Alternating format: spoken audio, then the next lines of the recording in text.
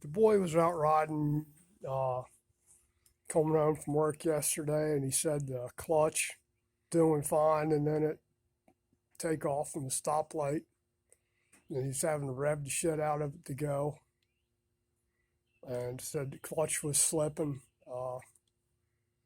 and then it went back to normal and was fine the rest of the way home, and it did it.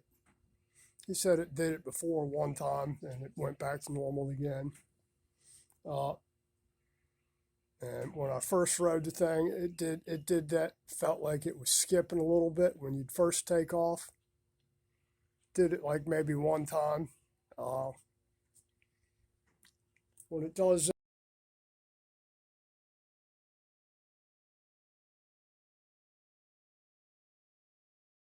that and goes back to normal, it's usually the spring plate in the center of the clutch.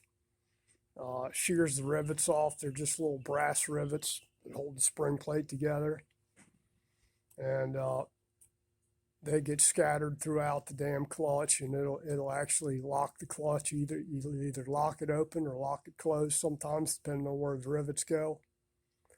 So we're gonna pop this primary off of here and take the spring plate out, see what kind of damage we got.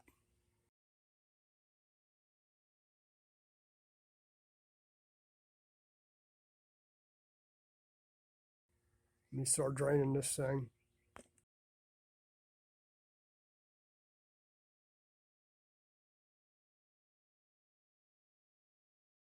It covers off and draining. I don't have the factory tool to do it with anymore. I think I sold that thing a long time ago, like 5 years ago maybe.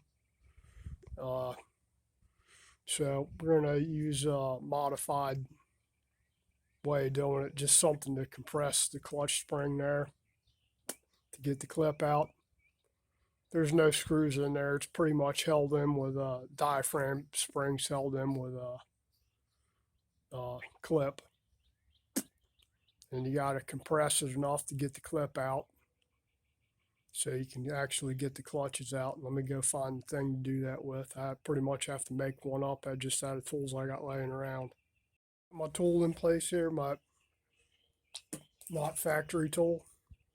All I did was use a ring compressor and bar off of old puller that the nut goes through. Now you're going to compress this thing just enough to be able to get the clip out. You don't really need to be compressing it too much, just enough to get the clip out. And you should got my spring plate off there. I'll tell you what, it's a hell of a lot easier with the tools than doing it like this. I went ahead and ordered the tool anyway because I got to do the clutch on the other one. And let's pull the clutch out of this thing, see what we got. That one looks all right. And I'll check them real good once I get them out of there if we're not putting the full clutch in this thing.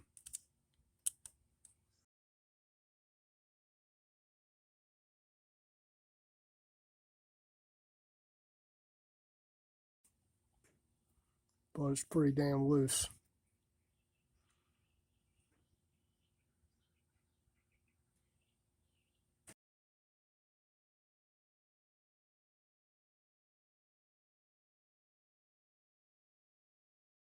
So I don't see any real damage in this thing at all. There's your plates. You know, look at them for basic wear on the lining there.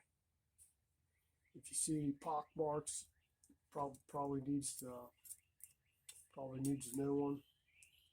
You can usually tell just by looking at them. You know, look for any breaks on the tangs here. Look at the tangs really good. Make sure they're not worn or marred up anyway. And this particular bike, you're going to measure they give you a stack height to measure. So you're just going to put all the clutches together, measure them there. We're at 705 thousandths, 706 thousandths, right in that range. For this particular bike, 2000 Harley Sportster, they're saying minimum thickness of the stack height is 661 thousandths.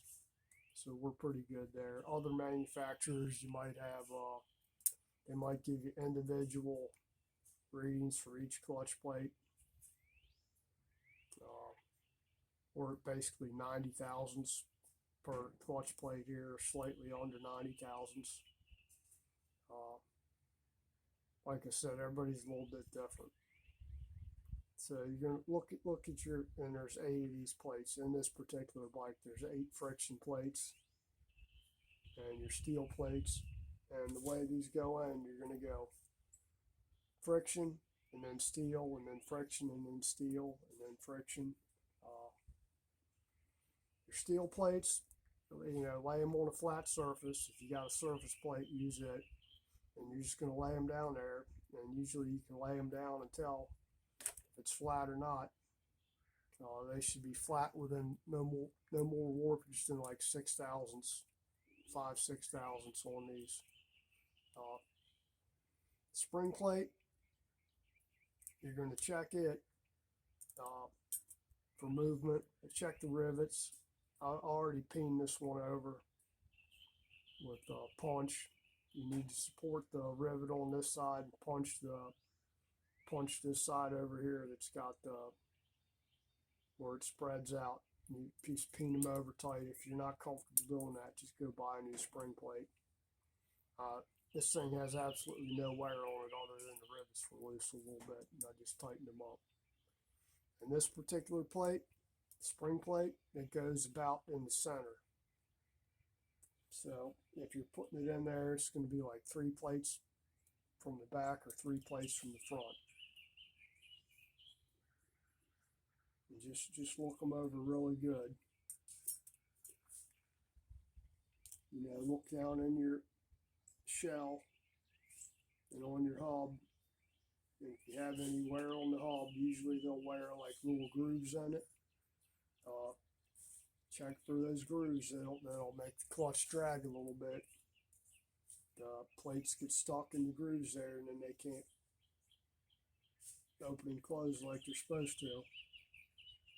In certain situations, I've taken the hub out and actually filed down the grooves with a Dremel just to smooth them out a little bit. Pay attention to your tangs here, especially on the frictions. These things are aluminum and they'll wear like right here on the tang. So just check those. These have absolutely no wear. You can tell wear marks on it. They have absolutely no wear marks on the tangs on this thing. If the tangs are worn out, you can get a little drag on it or a little noise in the clutch. They're all the wet clutches, actually all clutches for motorcycles are about the same as far as the way they operate. You know, some of them have a push rod through the center of the main shaft here that actually pushes the clutch open. And other ones, this one actually pulls. So when you activate the clutch, it actually pulls this out instead of pushing on it to open it. Your spring, you know, your pressure plate here, check the surfaces on here.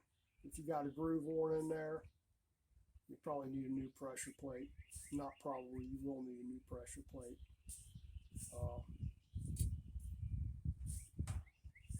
Check out your bearing here, make sure that throwout bearings operates nice and smoothly. It ain't got no play in the bearing plate.